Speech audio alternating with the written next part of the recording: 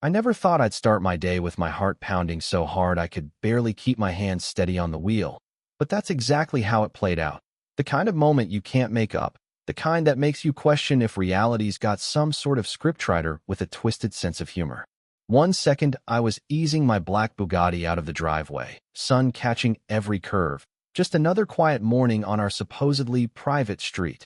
Next thing I know, this teenage kid, couldn't have been more than 17, steps right in front of my car, like he's got the authority of a traffic cop and the attitude of someone who thinks the whole world owes him an apology. He stood there, dead in the center of the road, shoulders squared, chin up, and just glared at me. This wild confidence radiating from him, a kind of bravado that always comes with backup, you know what I mean? And then, with a voice that cracked but somehow sounded way too sharp for his age, he yells, "You can't park here. My mom owns this street." Now, I know I shouldn't have laughed. Maybe I didn't, not out loud anyway. But the sheer absurdity of it had me questioning if I'd stumbled into some kind of reality show. Private street, sure, but it was under HOA control, not some suburban monarchy. Before I could even process it, the kid lunged at my door, fingers out, aiming for the handle, like he thought I'd just hand over the keys and beg for mercy. My instincts kicked in, adrenaline flooded my system, and I slammed on the brake, hopping out fast but trying to keep it together. "Step aside," I said, as calm as I could manage, but he just shook his head, that same cocky grin never leaving his face. He doubled down. "No, my mom says this is our street, and she wants this car gone." I took a step closer, tried to reason, but he looked at me like he'd already won, like the very idea of someone challenging his mom's authority was the real crime. The scene was so over the top it bordered on surreal, but then, sirens. Real ones. Not in my head, not part of some prank. 2 patrol cars screeched up, lights flashing, officers piling out, radios crackling. The kid froze, his bravado evaporating as quickly as it had arrived. I hadn't called anyone, must have been one of the neighbors, but I was sure grateful for the timing. The officers took control, questions flying. "Son, can you tell us why you were trying to open this vehicle?" The kid stammered, "I was just protecting my mom's street," glancing everywhere but at me. The officer kept his voice steady. "Do you have any proof your mother owns this street?" And the kid fumbled, came up empty, face falling as reality finally caught up with him. I just stood there, part amused, part stunned, letting the cops do their thing. The neighbors started coming out, watching from behind fences and hedges, whispers turning into full-blown gossip in real time. I could feel the judgment, the disbelief, and maybe a touch of schadenfreude radiating from every corner. There's something about watching someone who thought they were untouchable suddenly get hit with consequences. People can't look away from that, can they? The officers handled it by the book, stern warnings about trespassing, about interfering with private property, a gentle but firm reminder that the law doesn't bend for ego or entitlement. The kid, red-faced, just nodded, the fight gone out of him. I exhaled for what felt like the first time that morning. Relief mixed with a gnawing certainty that this was only the opening round. Because when a kid's that emboldened, you can bet there's a parent behind the scenes calling the shots. Sure enough, just as the last bit of chaos was winding down, here she came. Karen herself.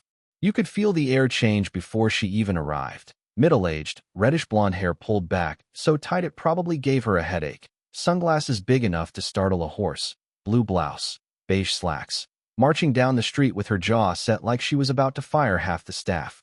Her son trailed behind, looking like he wanted to melt into the pavement, but she was all fire and indignation. She marched straight at the officers. "You need to let him go. He's just a kid. You can't treat him like a criminal." Her voice was half screech, half battle cry. The officer, bless him, kept it professional. "Ma'am, your son attempted to access someone else's vehicle, claiming ownership over a private street. We're simply enforcing the law."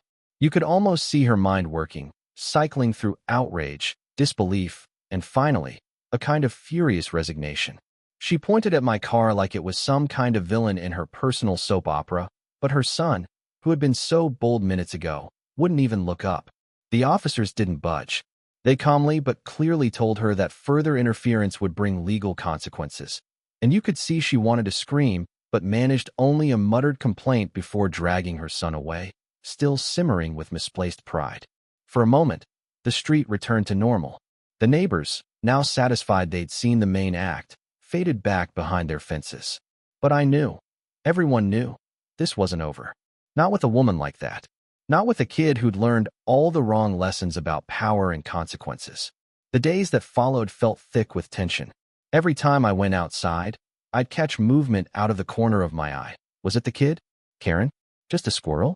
I got more vigilant. I checked the car, checked the cameras I'd installed, double-checked the locks. Maybe I sounded paranoid, but it wasn't about the car anymore. It was about the principle. About standing my ground. About not letting someone else's delusions run roughshod over what's right. A few days later, just as the afternoon sun was turning everything gold, I saw him again. The kid. No mother this time. Just him, hoodie pulled tight, sneakers dragging across the pavement as he approached. I positioned myself between him and the car, not aggressive, just ready. He hesitated, nerves and something like shame flickering across his face.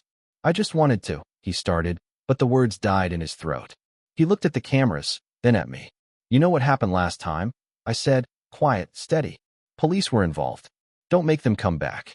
He stared, jaw clenched, and for a second I saw the internal struggle. A kid caught between the voice in his head and the lesson reality had tried to teach him. He took a step back, muttered something under his breath, eyes glued to the Bugatti like he still couldn't let it go, but in the end he walked away. I didn't relax until he was out of sight. I ran a hand along the car's hood, let the relief sink in, but it wasn't just victory. It was a weird, hollow feeling, knowing the real battle was with the parent who taught him to act this way. You'd think it might die down after that. Maybe if it had, we could all just go back to our regular lives. Yard work, barbecues, the low-level dramas that come with any HOA neighborhood. But a week later, it flared up again, this time with both of them, Karen and her son, returning to the scene, police escort and all. She was back in full battle mode, shouting across the street. You cannot just park this car here. This is our street. You have no right. Her voice echoed off the houses, drawing out the neighbors like moths to a porch light. I stood my ground, calm as I could. Ma'am, this is a private street under HOA rules. Your son's actions were illegal, your claims are false, and the police have already settled this. The officers, present and listening, nodded in agreement. Any further interference will bring legal consequences. And with that, her bluster finally sputtered out. She turned away, dragging her son behind her. He was all but defeated now, no trace of that cocky grin left. The neighbors, well, they had a new story to tell. Some offered quiet congratulations. Others just shook their heads in disbelief, but everyone understood. What happened that morning would live on in neighborhood legend. Me? I just walked back to my car, let my hand linger over the polished metal, felt the satisfaction of standing firm against pure, unfiltered entitlement. But here's the thing. This kind of conflict, it never really ends, does it? Maybe for now, the Bugatti is safe, the street is calm, but somewhere, Karen's probably plotting her next move, spinning her own version of reality for anyone who'll listen. And I can't help but wonder, how many of us have dealt with people like that, folks who think the rules don't apply to them, who pass on that mindset to their kids? So let me throw it to you. What would you do if someone tried to claim your street, your car, your peace of mind? Drop your thoughts below. Let's get a real debate going. Have you ever had to face down this kind of entitled neighbor? Or maybe, just maybe, you see it a different way? I want to hear your wildest HOA stories, your takes on right and wrong, where the line should be drawn. Go ahead, let's see whose side you're on.